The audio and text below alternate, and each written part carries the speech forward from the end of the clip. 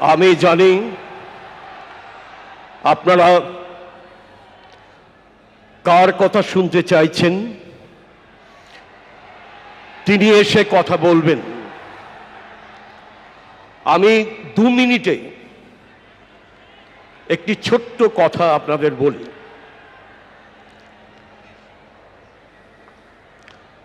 দু মিনিটের একটি লিখিত অংশ। মাননীয় মুখ্যমন্ত্রী মমতা বন্দ্যোপাধ্যায়ের দিকে আমরা আজ তাকিয়ে আছি। তিনি সেই অভিভাবক যিনি আপনাদের দিশা দেখাতে পারেন, যে দিশা একই সঙ্গে মানবিক এবং আইনানুগ হয়ে এই ক্রান্তিকালে বাতিঘর হয়ে উঠবে। আপনাদের চোখের জল আমাদের সবার চোখকে সিক্ত করে চলেছে। আপনাদের হাহাকার আমাদের বিদীর্ণ করে চলেছে। আমরা ঘুমোতে পারছি না। অন্যদিকে কিছু হিংস্র মানুষ বাংলাকে বিপদে ফেলে আপনাদের পথে বসিয়ে বাংলার সম্মান ভুলুণ্ঠিত করে আজ উল্লসিত। বাংলার মুখ কালো করাই তাদের জীবিকা। আজ আমাদের সেই দিন যখন চোখ মুছে মাথা তুলে ধ্বংসস্তূপ থেকে উঠে দাঁড়াতে হবে। মাননীয় মুখ্যমন্ত্রী, আপনি ভারতবর্ষের শ্রেষ্ঠ মানবিক মুখ্যমন্ত্রী। তার প্রমাণ কন্যাশ্রী থেকে লক্ষ্মী ভাণ্ডার পর্যন্ত পরিব্যাপ্ত হয়ে আছে। আপনার মানবিকতাই হলো সেই সুপ্রিম কোর্ট যা আমাদের সবার চোখের জল মুছিয়ে দিতে পারবে। নমস্কার, ধন্যবাদ। মাননীয়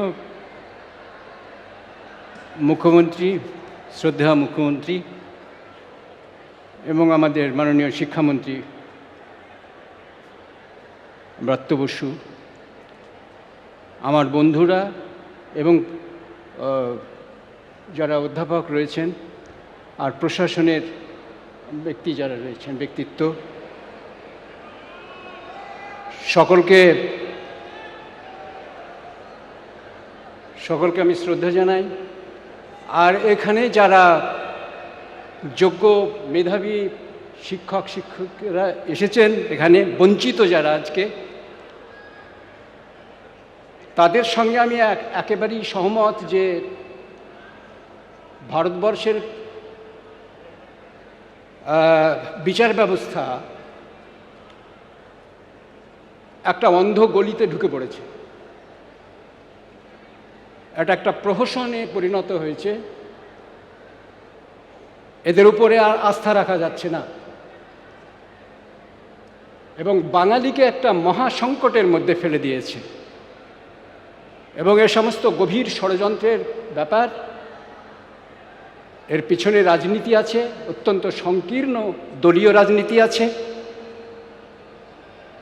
আমাদের মুখ্যমন্ত্রী একটা কথা বলেন যে ধর্ম যার যার তার তার, কিন্তু ধর্মকে ঘিরে যে উৎসব সেটা সবার। তেমনি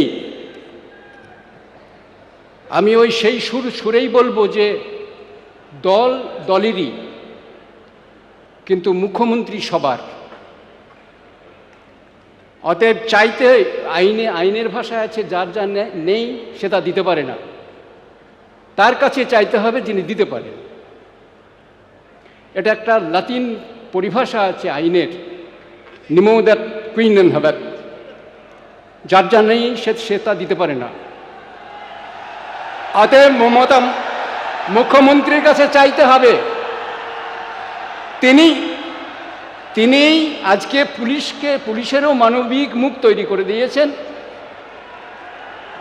আমাদের বুকে হৃদয় দিয়েছেন বাঙালির। তিনি ব্যবস্থা করবেন। এ ব্যাপারে আমার 100% আস্থা রয়েছে। তাকে যেন সারা জীবন আমি শ্রদ্ধা করে যেতে পারি। নমস্কার।